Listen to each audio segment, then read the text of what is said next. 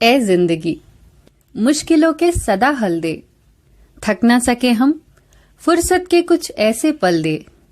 दुआ है दिल से सबको सुखद आज और बेहतर कल दे। दोस्तों, कभी कभी हमारे दिलो दिमाग में कोई ऐसी नकारात्मक बात घर कर लेती है जो वास्तव में होती नहीं है, पर हमारे मन में बैठ जाती है। हम अपने आप को कम करके आंकने लगते हैं। हमारा आत्मविश्वास कम होता चला जाता है और इस कम आत्मविश्वास के साथ जब हम कोई काम करते हैं तो हम सफल नहीं हो पाते और फिर ये सिलसिला चलता रहता है। अगर हम ध्यान से सोचेंगे तो इन सब के जड़ में एक छोटा सा नकारात्मक विचार ही होता है जो हमने कभी अपने लिए पाल लिया था, जिसने आज भयंकर रूप ले लिया। मैं कभी अच्छी ड्राइंग नहीं कर सकती। मैथ्स के लिए तो मैं बनी ही नहीं हूं। खाना बनाना तो मेरे बस की ही बात नहीं। किताबों को तो देखते ही मुझे नींद आने लगती है। ये सुनने में बहुत ही छोटे छोटे वाक्य हैं और ऐसे ही कई वाक्य हैं जो हम सब अधिकतर कहते हैं और फिर अपने बारे में इन नकारात्मक विचारों पर अपने विश्वास को इतना दृढ़ कर लेते हैं कि नतीजे वही निकलते हैं, नकारात्मक, और कई बार तो बहुत नकारात्मक। मैं आपसे पूछती हूं कि अपने लिए ऐसे कोई नकारात्मक राय बनाना ठीक है? एक बार की बात है, एक लड़का कुएं से पानी पी रहा था। उसको पानी पिलाते हुए उसकी बहन ने अचानक मजाक में कह दिया, भाई तेरे पेट में छोटी सी छिपकली चली गई है। असल में वो एक छोटा सा पत्ता था जो पानी पीते वक्त पेड़ से गिर गया था और लड़के ने उसे निगल लिया था। बस फिर क्या था, उस लड़के के दिमाग में ये बात बैठ गई कि मेरे पेट में तो छिपकली चली गई है, अब तो मैं कभी ठीक होने वाला नहीं हूँ। माता पिता ने बहुत इलाज कराया, बहुत जगह दिखाया, पर कोई आराम नहीं आया। समस्या भी कोई नहीं निकल रही थी।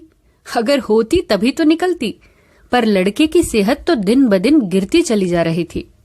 एक बार उसके गांव में एक अनुभवी वैद्य आया।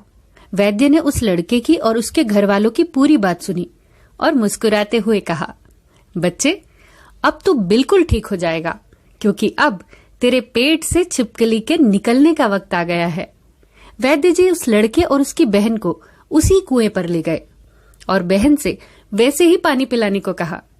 जब भाई ने अंजुली बनाकर पानी पीना शुरू किया तो वैद्य ने पीछे से लड़के को जोर से थप्पड़ लगाया और सामने एक पत्थर फेंकते हुए कहा, वो देख निकल गई तेरी छिपकली, देख कितनी बड़ी होकर निकली है। सूखे पत्तों पर पत्थर के गिरने से जो आवाज हुई उससे लड़के को लगा कि वाकई एक बड़ी सी छिपकली निकली है।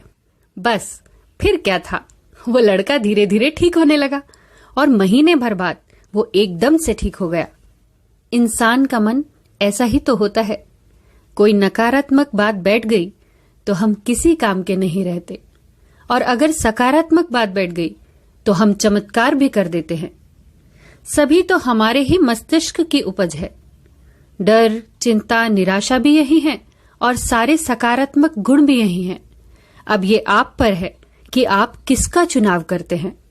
दोस्तों, चलिए ढूंढते हैं आज तक हमने ऐसी कितनी छिपकलियां निगली हैं, कितनी ऐसी गलत विचार धारणाएं अपने बारे में बनाई हैं, सबको निकालकर बाहर फेंकते हैं।